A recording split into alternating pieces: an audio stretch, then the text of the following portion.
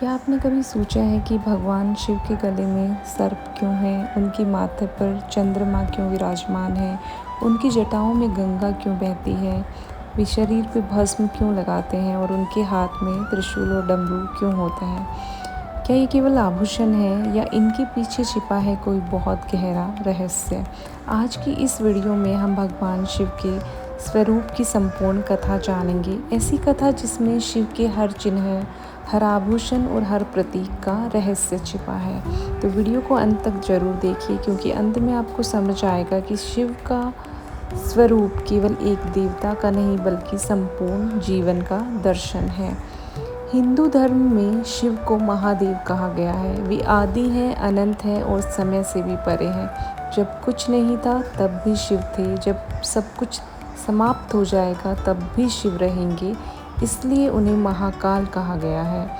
बहुत समय पहले राजा भागीरथ ने अपने पूर्वजों के उद्धार के लिए कठोर तपस्या की। उनकी तपस्या से प्रसन्न होकर गंगा पृथ्वी पर आने को तैयार हुई, लेकिन समस्या ये थी कि गंगा का वेग इतना भयानक था कि पृथ्वी नष्ट हो सकती थी। तब भगवान शिव आगे आए, उन्होंने अपनी विशाल जटाओं में गंगा को रोक लिया और फिर धीरे धीरे पृथ्वी पर प्रवाहित किया। तभी से शिव को गंगाधर कहा जाता है। इस कथा से सीख हमें ये मिलती है, शक्ति चाहे कितनी भी बड़ी हो, उसे नियंत्रित करना आवश्यक हो जाता है। एक बार चंद्रदेव का विवाह दक्ष प्रजापति की 27 पुत्रियों से हुआ, लेकिन चंद्रदेव सबसे अधिक प्रेम केवल रोहिणी से करते थे। अन्य पत्नियां दुखी होकर अपने पिता दक्ष प्रजापति के पास पहुंची। दक्ष ने क्रोधित होकर चंद्रमा को श्राप दिया कि उनका तेज धीरे धीरे समाप्त हो जाएगा। श्राप के कारण चंद्रमा क्षीण होने लगे। तब उन्होंने भगवान शिव की आराधना की। शिव प्रसन्न हुए और उन्हें अपने मस्तक पर स्थान दिया। इसी कारण चंद्रमा घटते और बढ़ते हैं और शिव कहलाए चंद्रशेखर। इस कथा से हमें ये सीख मिलती है, मन और समय दोनों को संतुलन की आवश्यकता होती है। तीसरे नेत्र की कथा। एक समय देवताओं ने कामदेव को शिव की तपस्या भंग करने भेजा। कामदेव ने प्रेम का बाण चलाया, शिव का ध्यान भंग हुआ। क्रोधित होकर उन्होंने अपना तीसरा नेत्र खोल दिया। उस अग्नि से कामदेव भस्म हो गए। ये तीसरा नेत्र केवल क्रोध का प्रतीक नहीं है, यह सत्य, ज्ञान और जागृति का प्रतीक है।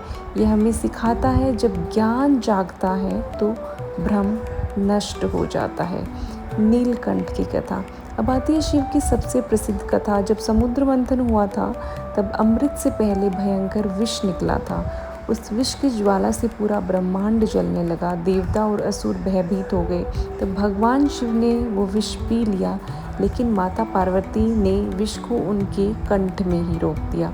विष के प्रभाव से उनका गला नीला हो गया।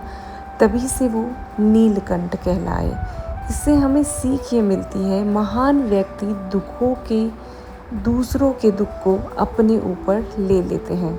सर्प की कथा। शिव के गले में रहने वाला नाग का नाम वासुकी माना जाता है। समुद्र मंथन में वासुकी ने रस्सी का कार्य किया था। उनकी भक्ति और साहस से प्रसन्न होकर शिव ने उन्हें अपने गले में धारण किया। सर्प भय और मृत्यु का प्रतीक माना जाता है, लेकिन शिव उसे आभूषण की तरह धारण करते हैं। सीख हमें इससे ये मिलती है, जो अपने भय पर विजय पा लेता है वही सच्चा योगी बनता है। भस्म की कथा। शिव शमशान में रहने वाले देवता भी कहलाते हैं। वो शरीर पर भस्म लगाते हैं। भस्म हमें याद दिलाती है कि एक दिन धन, सौंदर्य, शक्ति और शरीर सब राख बन जाएंगे, इसलिए अहंकार मत करो। जो नश्वर है उससे अत्यधिक मोह मत रखो। त्रिशूल का रहस्य।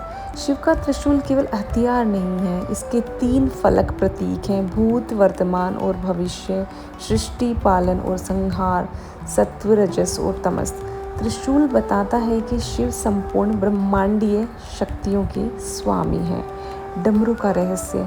शिव के डमरू से निकलने वाली ध्वनि को सृष्टि की पहली ध्वनि माना जाता है। कहा जाता है कि इसी ध्वनि से ज्ञान और भाषा का जन्म हुआ। जब डमरू बजता है तब सृजन प्रारंभ होता है, और जब डमरू शांत होता है तब प्रलय की शुरुआत होती है।